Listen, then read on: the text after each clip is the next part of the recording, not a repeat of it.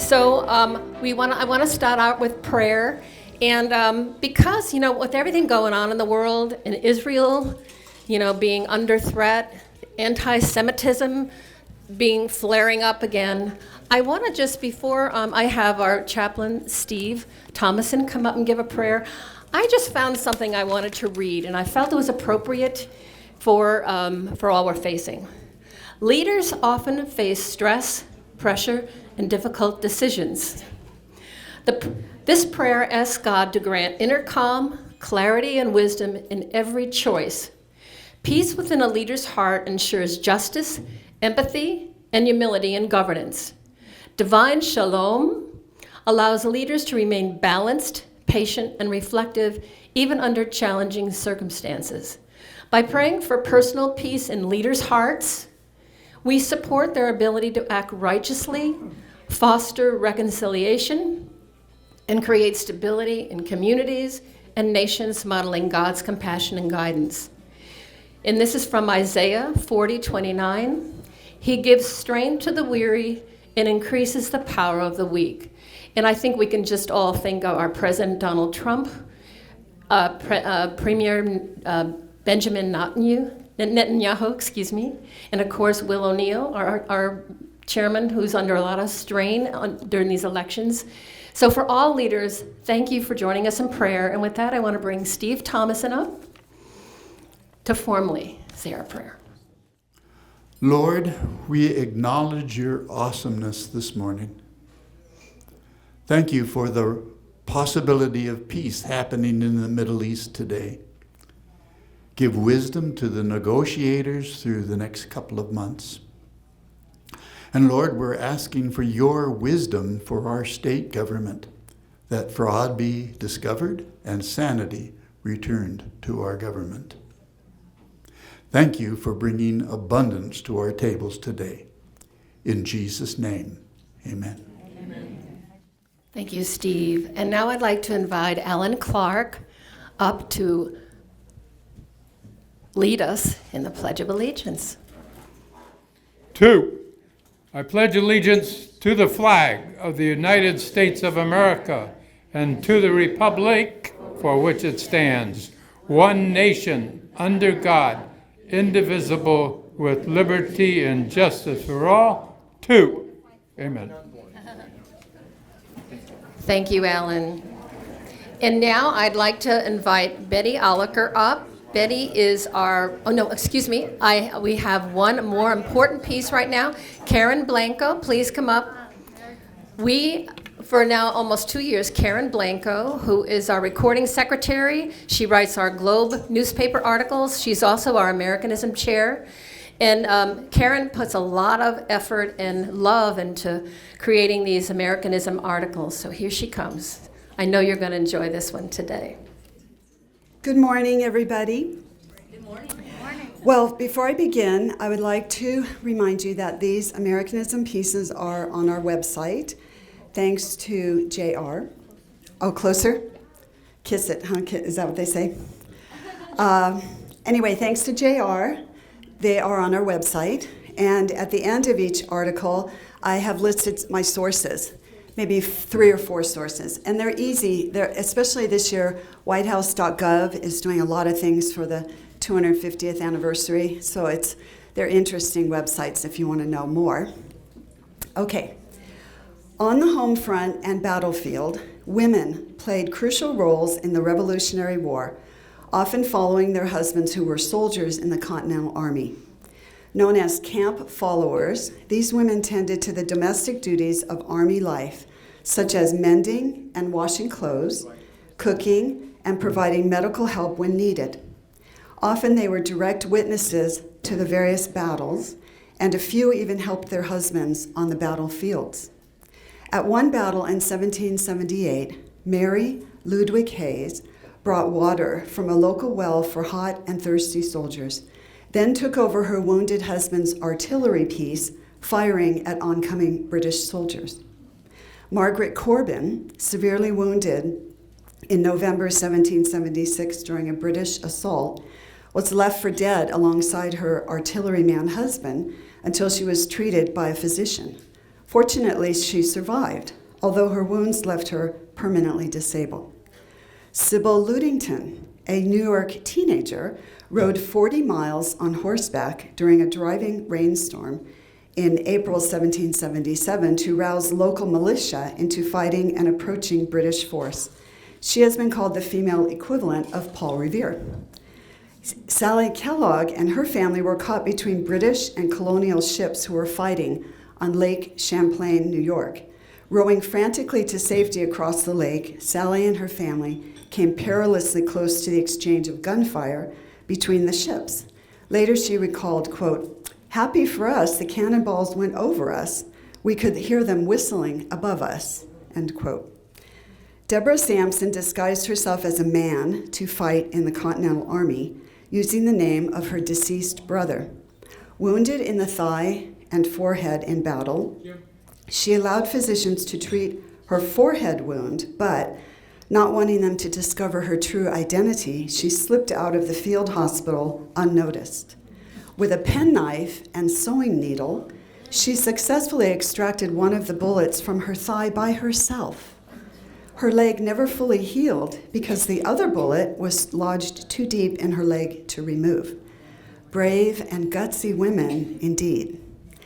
Although she never fought in battle, Martha Washington, our country's First Lady, was a remarkable and admirable woman of that time. Known for her personal strength, patient resolve during and after the Revolutionary War, and great devotion to her husband, George Washington, Martha Washington deserves special mention as we approach our country's 250th birthday.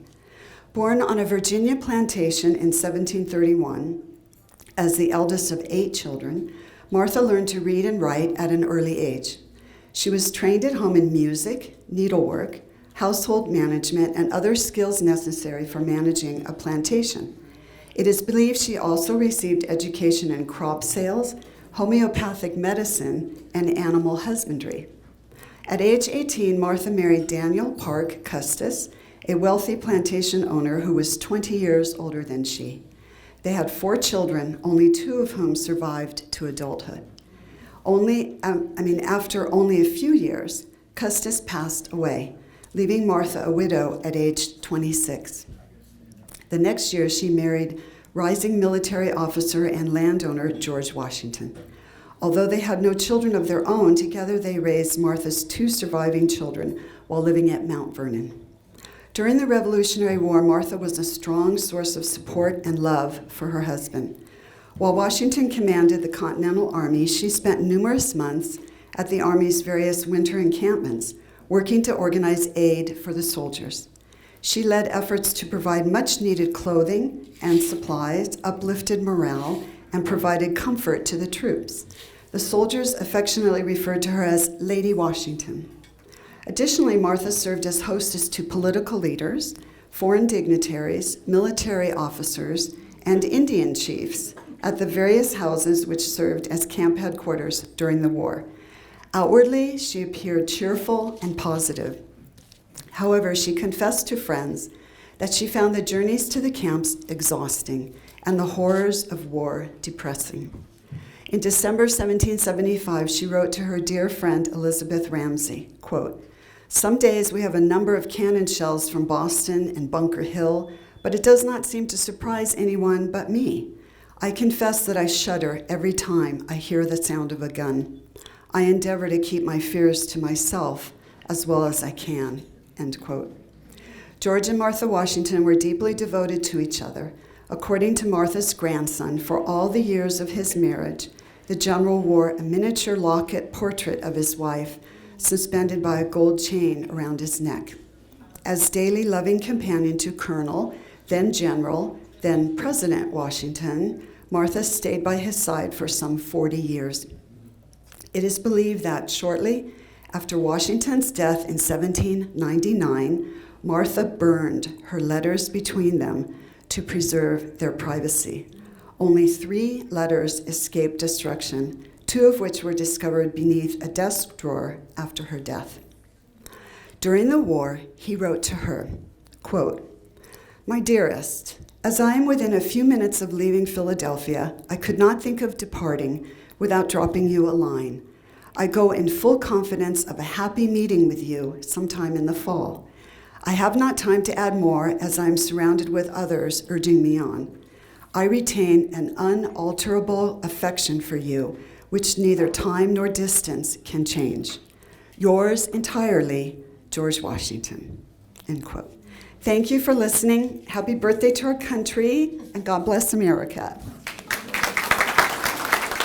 Okay, so now I'm going to bring up Betty Oliger, who's going to introduce our honorable speaker. It's my pleasure to introduce the Honorable Will O'Neill, former mayor of the city of Newport Beach, former chair of the San Joaquin Hills Transportation Agency, a partner with the law firm of Ross, Worshing, and Walcott, and current chairman of the Orange County Republican Party. Please join me in welcoming the Honorable Will O'Neill. Well, thank you so much. In about 20 minutes, the U.S. is going to be kicking off in the World Cup. I see a lot of soccer fans are here. One of the really fun things that we've been watching as the world descends on the United States, and they're seeing places like Philadelphia and Kansas City and Dallas for the first time, is they had this image in their minds of what the U.S. would look like thanks to their media, which over in Europe is also left-wing. And the misconceptions and perceptions that people had have all been breaking. And people have been posting videos, and they have been talking about how amazing the United States is. So much so that the TSA, in fact, just issued a warning reminding people you cannot take bottles of ranch dressing onto planes. They actually went farther because they had to let people know, please do not chug the ranch dressing instead of throwing it out before trying to get on the planes.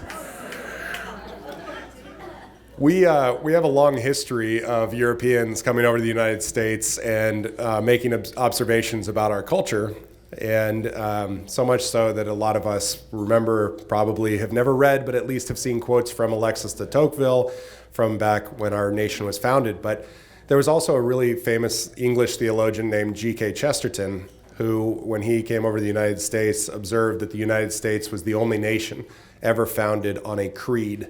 Because for so long, nations have been founded on monarchies, around individuals, dictators, and people who had decided that they would be ruling, and what they said went.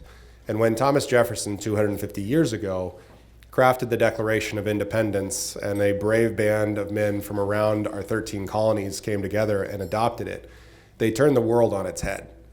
All of a sudden now, rights did not flow from the government. Rights were inalienable from their creator. And among those were life, liberty, and the pursuit of happiness.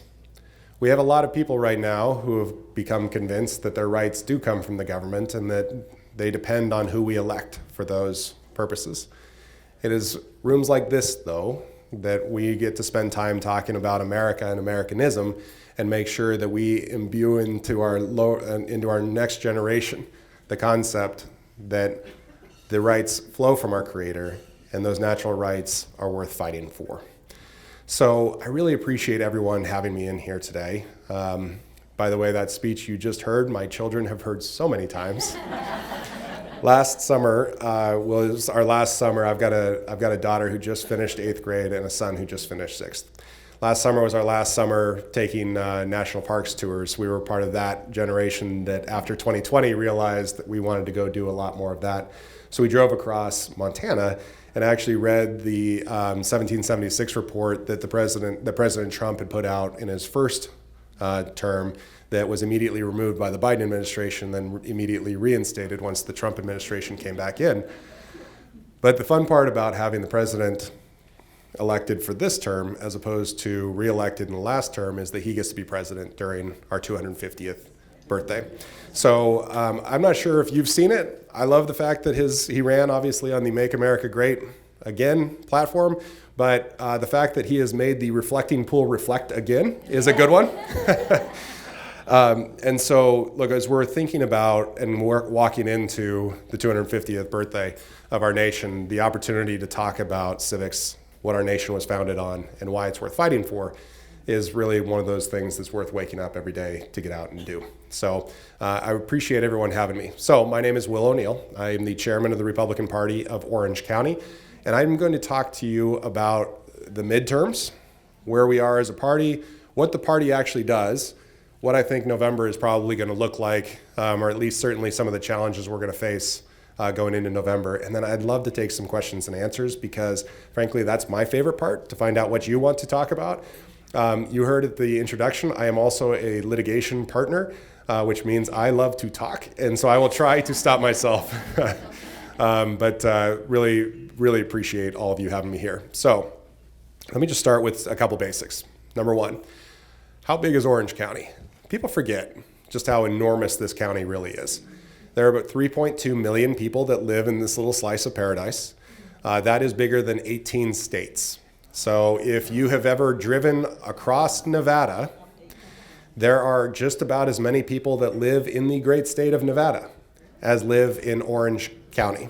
We are bigger than Kansas and Idaho and a bunch of other states that when I meet their senators and governors do not appreciate that I remind them of that. But we are an enormous county. We also have a perception of being a very red county because for a very long time in the 80s and 90s we were. A lot of people remember Ronald Reagan's famous quote that Orange County was where good Republicans went to die. That is not the case. Orange County is a very purple county right now.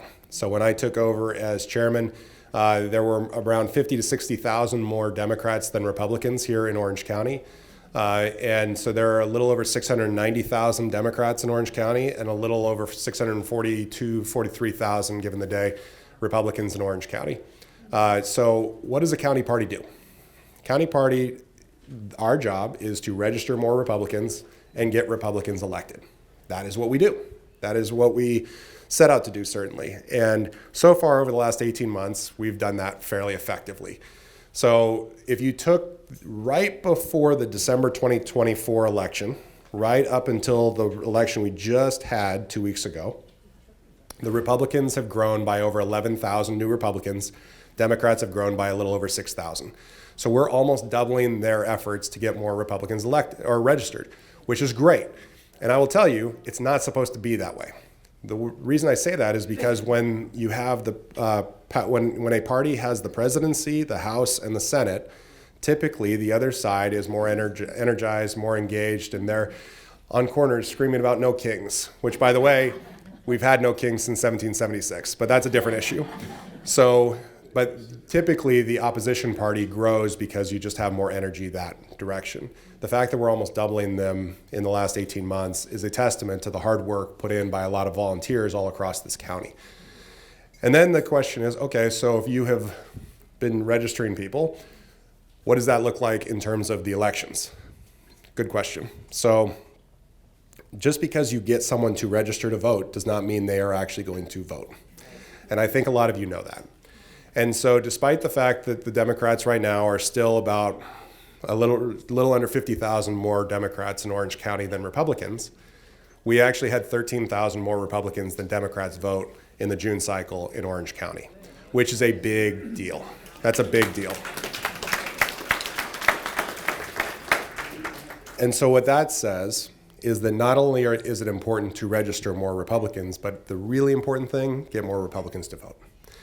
And so there are a lot of ways to make sure that happens. One of them is recruiting candidates that inspire people to actually come out and vote.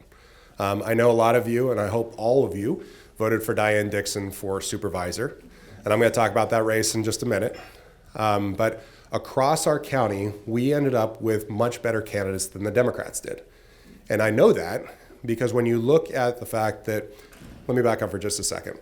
In California, in a county race, if a person receives 50% plus one vote, they win. They don't have to go to November. We can save all of our resources and focus them on other places. In this cycle, we had 4 people who were representing us countywide who were Republicans that were up for re-election. All 4 of them won. All 4 won. Our treasurer tax collector, our auditor controller, our clerk, and our treasurer, yes. So I know I missed one. I think I missed one. But Claude Parrish, Sherry Friedenrich, Andrew Hamilton, and Hugh Wynn. I know I got their names right. I think I missed one of their titles. But all of them won, and all of them won huge. And then you look at the Orange County Board of Education. So going into this election, we actually have 5 Republicans on a 5-person Board of Education. But we had 2 of them up, and we also had our superintendent who had been appointed and had never run for that office before, Dr. Stephen Bean. For those of you who have met Dr. Bean, you love Dr. Bean. Here's the good news. So did the voters. So he got 100% of the vote. Hang on. There's a reason. So the reason is because the Democrats actually put someone up against him who was not qualified to run for that particular seat. And we may have objected to that on the Friday of the last day of filing. And by the Wednesday afterward, a judge had ordered him off the ballot, and Dr. Bean was reelected. I will just tell you real quickly, he would have won anyway, but when you don't have an opponent, it's a lot easier. Mary Barkey, who is also the president of the Orange County Board of Education, was up for reelection. The Democrats also didn't run anyone against her, and so she won. And then Lisa Sparks, who represents this area, she ran. She won overwhelmingly, and we have returned a 5-0 Orange County Board of Education board. It's great. Yep. So Dr. Bean, elected in his own right, will be serving as superintendent for the next 4 years. It was a very good cycle for the Republicans. For all of that, Democrats picked up 1 seat. And that 1 seat was the reelection of a supervisor who is in the bluest seat you could possibly imagine. It covers Santa Ana and then parts of, and then kind of up a little bit more. So the fact that he won was no surprise to anyone. But if you're counting, that's 7 Republican wins, 1 Democrat win.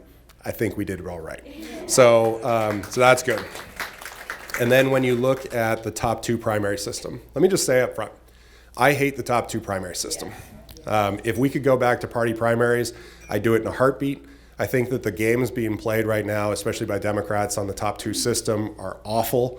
And frankly, in my world, I would have loved to have seen a heads-up election between Steve Hilton and Sheriff Chad Bianco, but because of the way this all got gamed out, such is life. So, but we ended up in a situation where across the board in Orange County, every single one except 1 of our endorsed candidates for partisan office and supervisor will be going into November.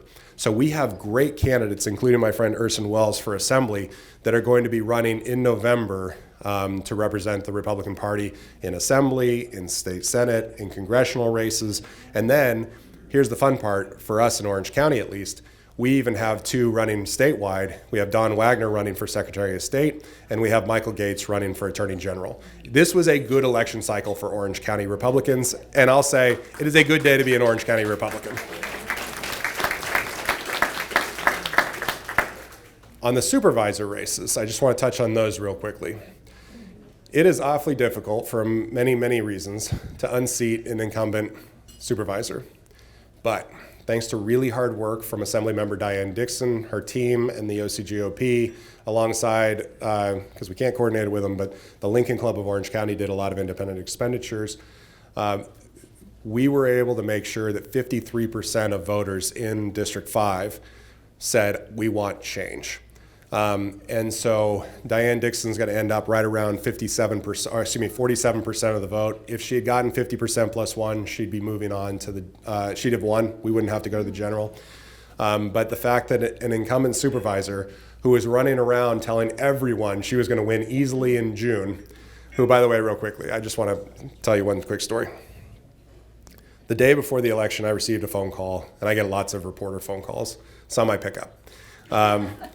But this one called me and said, hey, I want to walk through some of the races. I said, okay.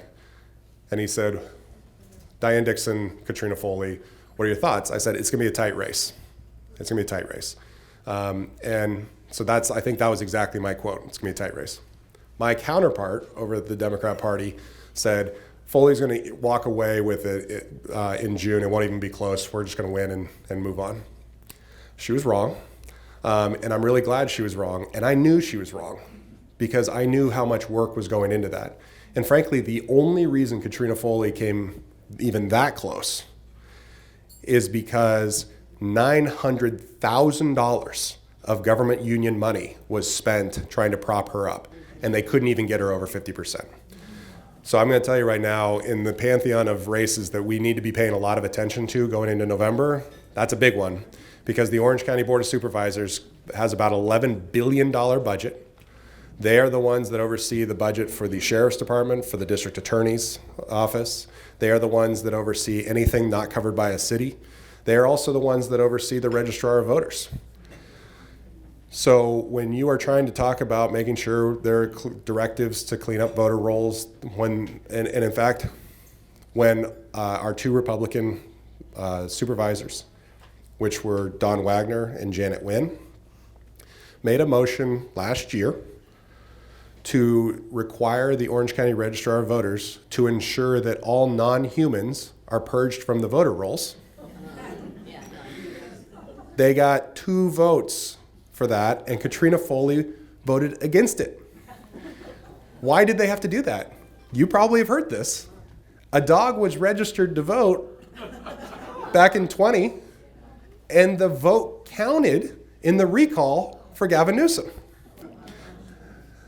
Now, I'll just tell you real quickly. It was a protest by the woman who owned the dog because she believed that the system was flawed. She honestly couldn't believe that they actually registered her dog. She started posting about it on social media. Maybe don't do that, by the way. And actually, I'd just say, she eventually self-reported, and the district attorney's office actually came and prosecuted her for it. She ultimately pled guilty to a misdemeanor. So again, don't do that. But the fact that it happened, that a vote was counted, tells you that we do have a system in California that is just messed up. And y'all have watched this. I mean, the fact that we still had 1 million plus ballots to be counted a week after the election is obscene. I got asked to go on CNN, which I do, only because they actually will send a driver to my house. They're up in Burbank, and so they call me to go on CNN. I said, I don't want to do that. They said, we'll send you a driver. I said, okay, I'll do that. So I was debating with someone who is the Speaker of the Assembly. His name's Robert Rivas, his communications director. I was actually on there debating the night after the election this year, and I was asked by the host, is California a laughingstock of the nation right now because of this? And I said, of course California is a laughingstock of the nation right now.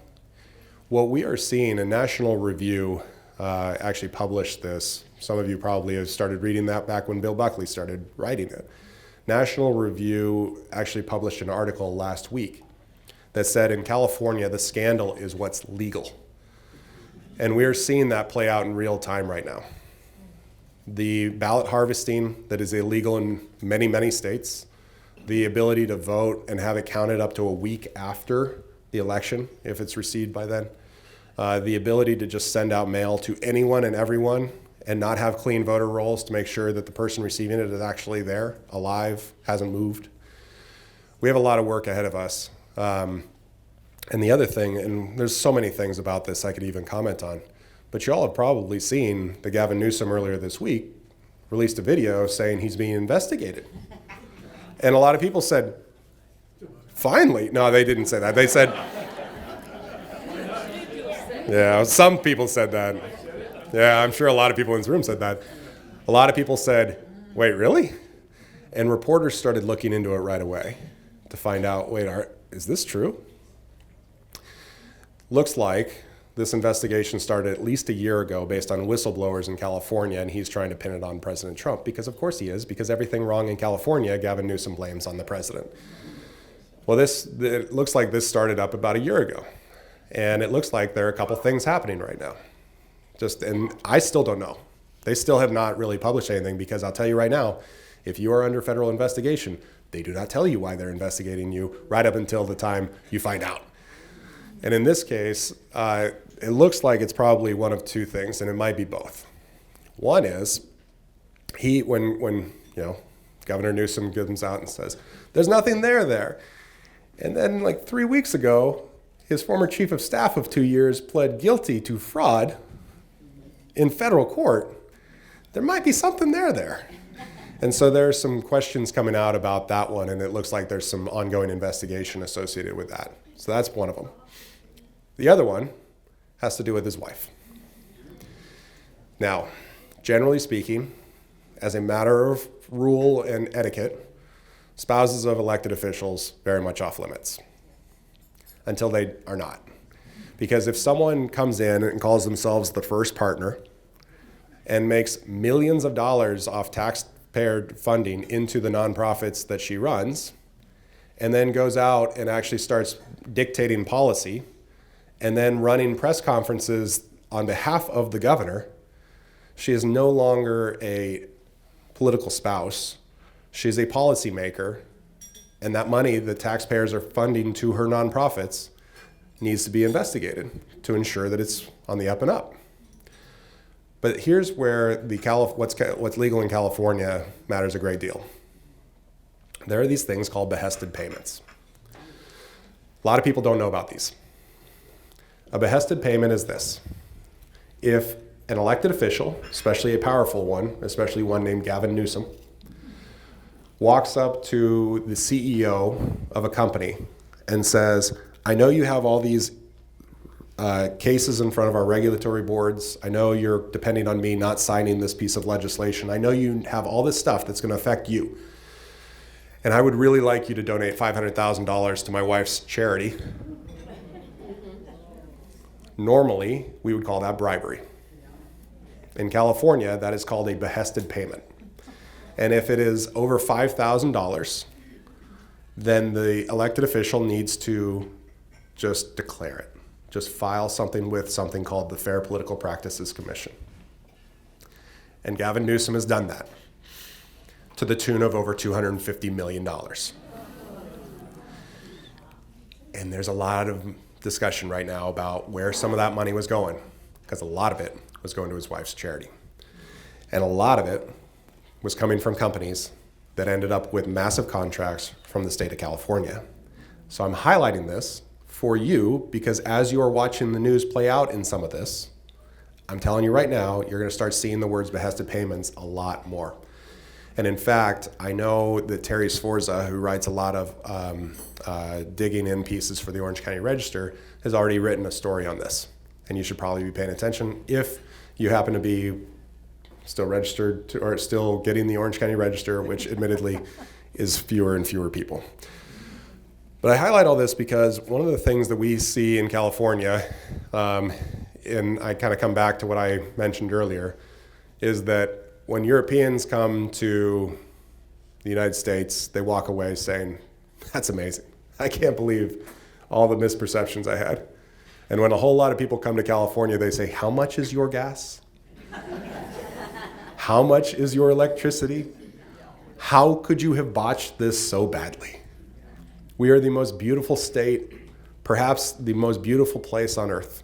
When you go from Northern California all the way down to San Diego, when you go in and see Yosemite, when you go through the Central Valley, you realize just how much agriculture we have as a state that feeds the rest of the world. California has so many natural advantages, and yet, 4 years from now, in 2030, we're going to have a census again. And right now, California is projected to lose 4 congressional seats. I'm not clapping for that. Because what that means is there are going to be fewer seats for Republicans to go out and compete for here in the state of California. Why is this happening? From the time Gavin Newsom has come into office until right now, we have barely gained any population whatsoever here in the state of California. It's give or take 30 or 40,000 people. Texas has gained around 2.5 million new people. Florida has gained almost 2 million new people. Tennessee, Idaho, Arizona, Nevada. And let me tell you something, because being the chairman of the Republican Party of Orange County gives me access to a whole lot of people. And I've become friends, acquaintances with Governor Greg Abbott, Ron DeSantis, Joe Lombardo over in Nevada. It's okay, they're great. But I've asked all of them, what do you think when you see California license plates? Because they're seeing a lot of them. And I got to know, I remember in 2020, and then 2021, and then 2022, they all said the same thing. Will, could you please stop sending so many California license plates? Everyone was worried that their state was going to be turning much bluer as we were sending people out. It turns out, because I've had conversations with them in the last couple of years, we were sending them Republicans, a lot of them, which has made the fact that we are growing as a party in Orange County all the more amazing, because we've been sending a lot of Republicans to a lot of other states. And I'm just going to tell you a theory that I have not been able to prove yet, but here's a theory. We've been sending Republicans to a lot of purple states recently, Nevada, Arizona in particular. Those states voted for Joe Biden in 2020, and they voted for Donald Trump in 2024, and I am absolutely convinced that Gavin Newsom's poor management actually helped elect Donald Trump. I have a theory, and I'd love to test that out someday. But you know, as we are thinking through into November, let me just tell you, I think some of the challenges we're going to face and some of the ways that we're going to overcome them. I think right now that if the president is able to get us out of the Iran area and we continue to see gas prices coming down like they are finally right now, which, by the way, when we are celebrating nationally gas coming under $4 and we're still sitting at almost $6 here in California, it is a good reminder we are just terrible outliers on all of this. And as we see refineries closing and the folks repeatedly telling us they're doing this to us so that they can save the environment while we are importing all of our oil from Iraq and Ecuador, we know that they're not serious. But when we go to the gas pump, it's very serious. But the president's approval numbers in California are really bad. And of course they're bad with Democrats. We would expect that. But they're pretty bad right now with people who are no party preference voters and decline to states and anything other than Republican and Democrat. And so we have a lot of work ahead of us when we're talking to people who want to be away from the partisan arena. They are no party preference voters because they don't want to be a Republican, they don't want to be a Democrat, and they are sick and tired of all of the partisan bickering. They just want competence. And so we need to deliver that for them. And we need to be able to talk about that. And so going into November, we are going to have a lot more candidates on the ballot. A lot more, because we're going to have water board, school districts, city council. Andrea McElroy over here from Newport Mesa Unified School District, who won her special election last year, is up for re-election this year. We have all these candidates that are up and down the ballot that we're going to need to make sure we're coordinating really heavily with. Because every time we raise and increase the number of people voting at the local level, that just continues to raise all boats. And so I said at the beginning of this that the Orange County Republican Party's role is to register more voters and get more Republicans elected. Let me tell you a third one.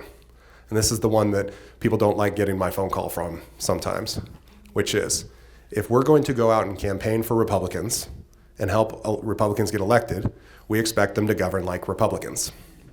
And so there are some people who see my name pop up on their phone, and they probably look down and say,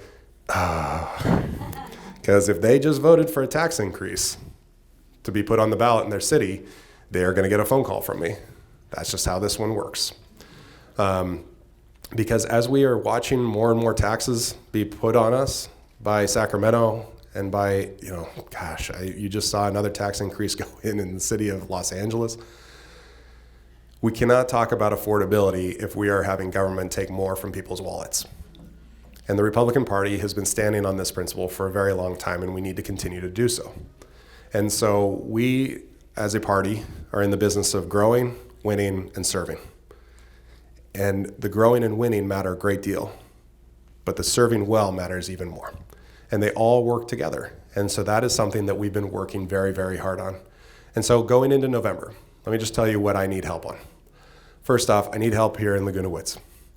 In this primary, 1,100 more Democrats than Republicans voted. I get it. this is one of those communities where we need to just talk more with our neighbors. If you're here, just spend some time chatting with people. Let me just tell you, around 30% of registered Republicans in this city didn't vote. 30%. Countywide, I told you how well we did. We've outvoted Democrats by 13,000 total votes. Still had around only 51% of Republicans in Orange County voting. You all know how easy it is. It comes to you in the mail. You open it up, you fill out some bubbles, you put it back in, send it and vote. We couldn't get 49% of registered Republicans in Orange County to do that. So that's our effort. We need to make sure, especially, our Republicans are voting, and they're voting for our Republicans. So that is going to be a major effort for us going into November. And look, I think I am convinced, absolutely convinced, that President Trump, the Republican National Committee, the National Republican Congressional Committee, the National Republican Senate Committee, they are flush with cash. I've never seen a party have this much money going into midterms, especially compared to the Democrat side, where the Democrat National Committee is actually underwater right now on debt. I've never seen it like this. So I am convinced the messaging is going to be big and strong and loud going into November. But the party in power typically loses. Well, we've already shown in Orange County, we can turn that, we can flip that model on its head. But we need to continue to do that into November. Because if we celebrate what we just had 2 weeks ago, which we should celebrate, and I love being here to celebrate that with you, but if we get complacent, we lose fast. And I can tell you, we love the slogan, no LA and OC.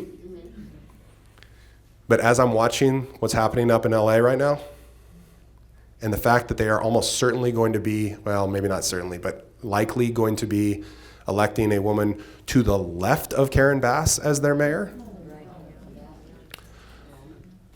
we need to double down and remember why we are Republican, why we come to club meetings like this instead of watching a World Cup game, why we spend time in community together. It is because we have seen what happens over and over again when Democrats take control, and that's not what we want for us, our kids, our grandkids, or any future generation. And so it's on us. And so there will be opportunities that I will make sure get pushed through this club for phone banking, for postcards, for a whole bunch of different opportunities. I would love for you to volunteer an hour, 2 hours, or as much as you can to help move the cause forward, because there is cause for optimism in Orange County. OC is not LA, and thank God OC is not SF. Orange County is Orange County. And so the question we always have to ask ourselves is, where do we draw the line, and how hard are we willing to work to protect it? And so it is a good day to be an Orange County Republican, and I would love to take some questions. Yes, ma'am. How can we get national to clean up our roles here? Yeah. So the question is, how do we get the national party to clean up the rolls? Well, I can tell you one of the best things that happened out of the Trump administration is having Harmeet Dillon become the head of the Civil Rights Division. Harmeet has already, let me rephrase that, the Civil Rights Division has already filed multiple lawsuits here in California to do exactly that. And so that one, first off, number one, we need to flip the Board of Supervisors in Orange County to make sure we have more push and more oversight by Republicans on the Board of Supervisors of the Registrar of Voters. But as a state, I don't anticipate Los Angeles County to flip red anytime soon. And so as a state, we need to rely a little bit more on the federal government coming in, which they have been doing.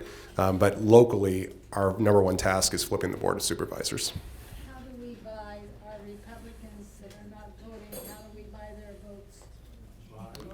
How do we make sure they vote? I'll put it then. So how do we make sure people vote who aren't voting? Talk to them. Number one way to make sure someone votes is knowing that there's an election. And so oftentimes, it's one-on-one. So the nice thing is I actually have a significant amount of data, and I know who voted and who didn't. Just so you know, I don't have any idea how people voted. I just know if they voted. And so we're going to be spending time figuring out that exact answer. Yes, ma'am. Is there any way we can do anything about the redistricting that Newsom has put through or Oh, tried yeah. to put through. Yeah, Prop 50. Yeah, so Prop 50 is it's the devil's handiwork. I mean, that has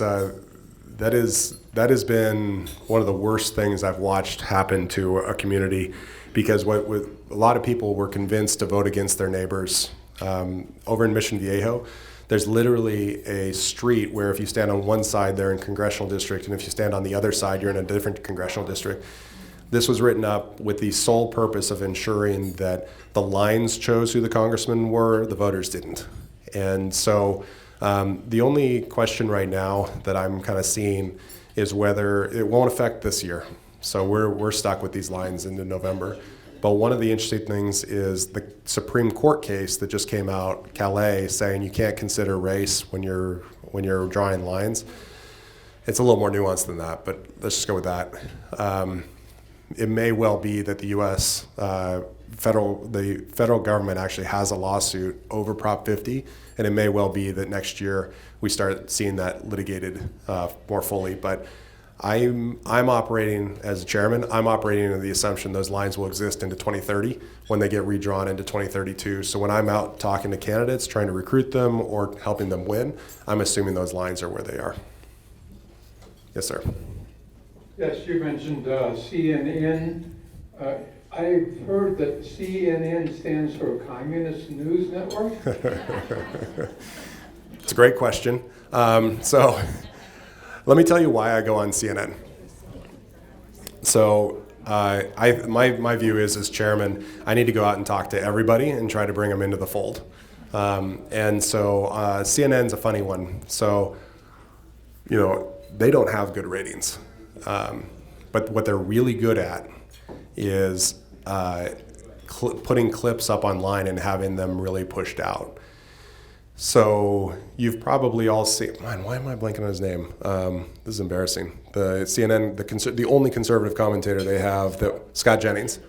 So Scott came out to Orange County last year, and we held a fundraiser for his book, and he actually helped us make some money, which was very kind of him to do. I was talking with him, and I asked him about this, like, come on, Scott, like, the ratings aren't great. And he said, Will, we might have, let's say, 800,000 people watching a segment live, but then if he's going back and forth with someone and makes a particularly good point, they'll have 11, 15 million people watch the clip. And so CNN has figured out they can actually monetize the clips, which is great. So I like going on CNN. One, because I actually really like the host. His name is Alex Michelson. Alex used to be a reporter for Fox LA. Great reporter. CNN gave him a 2-hour segment at night from 9 to 11 p.m. Pacific time. I will just tell you real quickly. 9 to 11 p.m. Pacific time is not when most people are watching CNN. Most people are watching CNN when they're sitting in a terminal at the airport. But I love Alex. He's fair to me. He'll bring me on to debate someone that's on the other side of the aisle. And we have a lot of fun with it. I will also tell you, just a quick behind the scenes, if you have not been able to figure this out, I am a large individual. Which is really fun, because I was on the show one time with another guy who was not, and they had to give him a booster seat. And I did. It took everything I could not to mention that on camera. I'll just say I won the debate before it started. That was fun. Anyway, so the point though was, I like CNN for those reasons, but I enjoy Trace Gallagher. Going on Trace Gallagher a lot more. He's fun. Yeah, he's great. Yep. Yes, ma'am. And would you comment on the billionaires tax and how that would affect our population here in California? Well, we've already lost 5 or so. All right, so billionaires tax. Super quick background on that. Billionaires tax is being run by a union who has made the decision that they represent healthcare workers, and they want to make sure that there's a lot more money flowing in for their specific section of the economy. Since Gavin Newsom took over, since 2020 in particular, California has actually not grown any private new jobs. The only jobs that California has grown are government workers or government subsidized workers. And so that's why you're going to see a lot more focus on tax increases, because that's the only area that California is growing in right now. So the billionaire's tax is this play to try to do two things. One, create massive amounts of socialism in California, because what this actually does is it says if you are worth over $1 billion, we're going to take 5% of your net worth. Okay.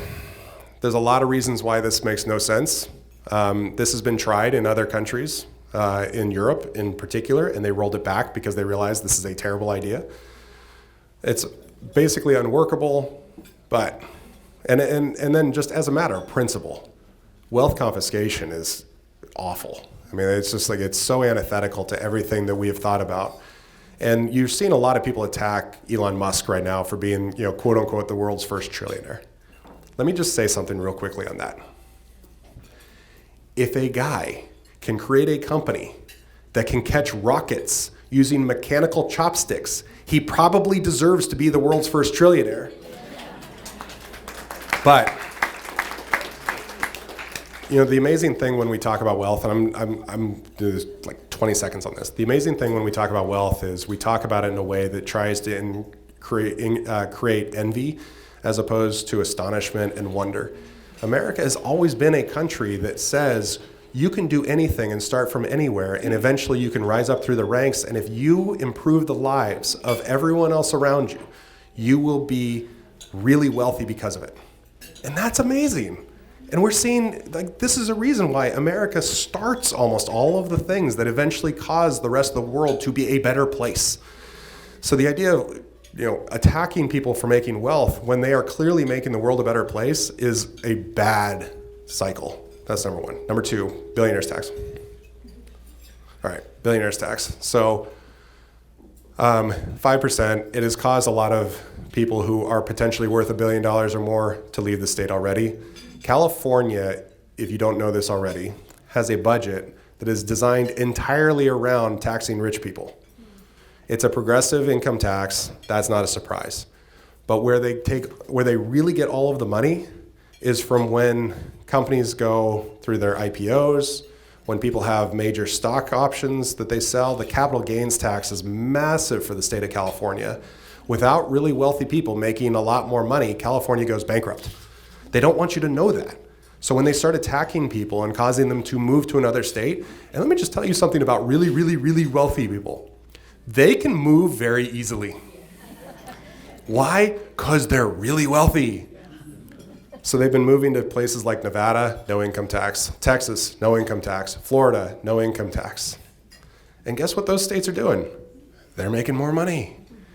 Because if you have a billionaire move, that person is going to inject a lot of money into the economy. They have a lot of people working for them. They have a large home that needs a lot of people working there. They all of a sudden inject a lot of money into the charitable space, the nonprofit space. But California is chasing everybody away.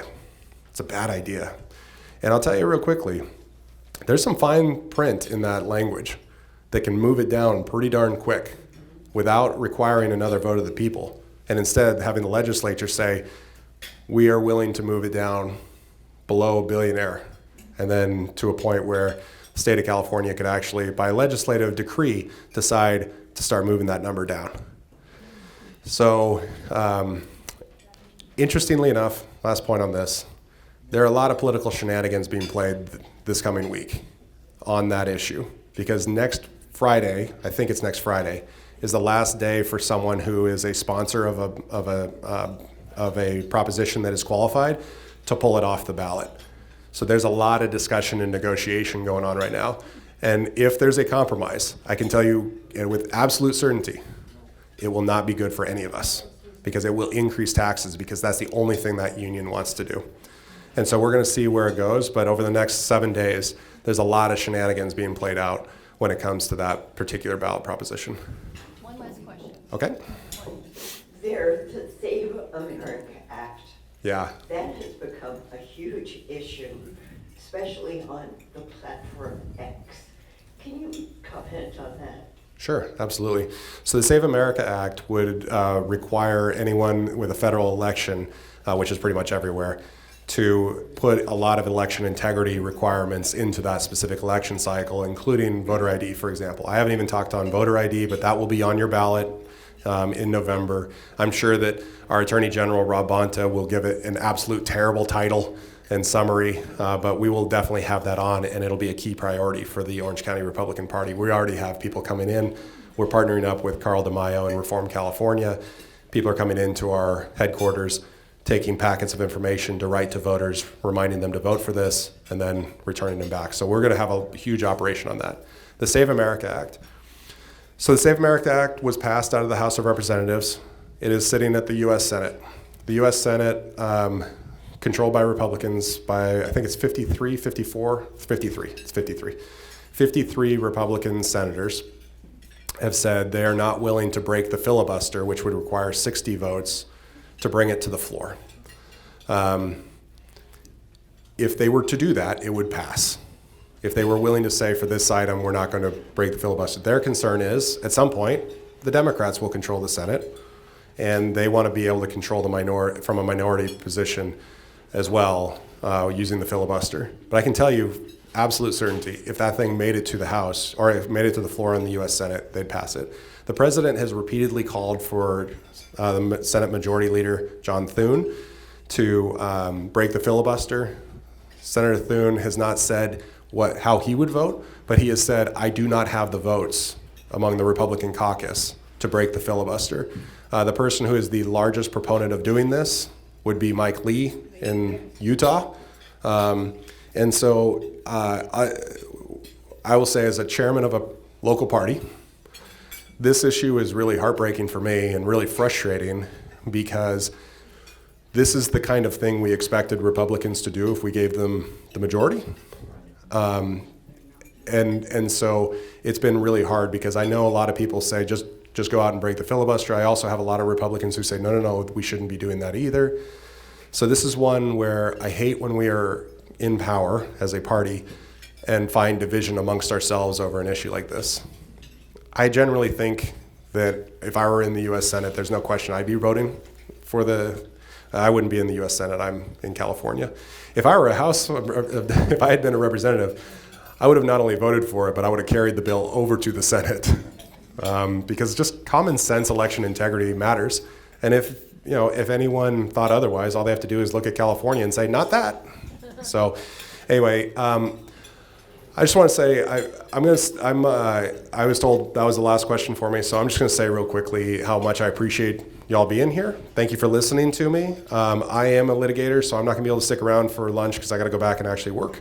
But thank you for all the hard work that you've put in already. November is going to be a big one, and we've got to step it up. And so I'm going to make sure that there are a lot of opportunities for volunteerism coming out of this club. And so if you could just say yes when asked, that would go a long, long, long way. So, Betty, I know it's not a question. It's not a question, but I really admire your leadership. And one of the things that you have done recently is that you are going to allow packages to be taken home to address mailings to voters about how to vote, and I hope that you will coordinate with the Republican Club of Laguna Woods, because there are a lot of seniors here who would be willing to do that rather than to go down to the office. You bet. We'll do that. All right. Enjoy America 250, folks. Good to see you.